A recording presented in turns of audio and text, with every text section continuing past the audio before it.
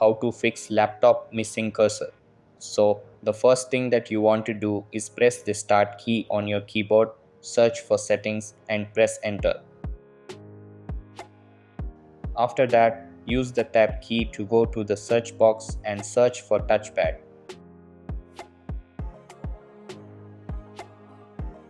Over here, select turn the touchpad on or off and press enter.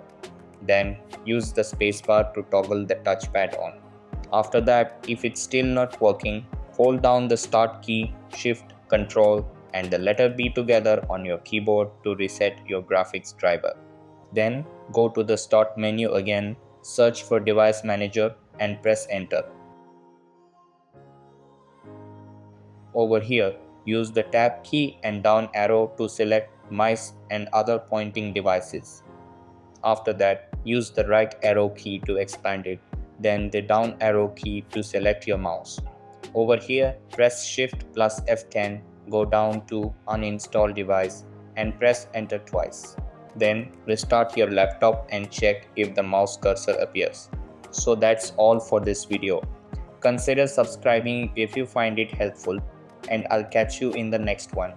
Thanks.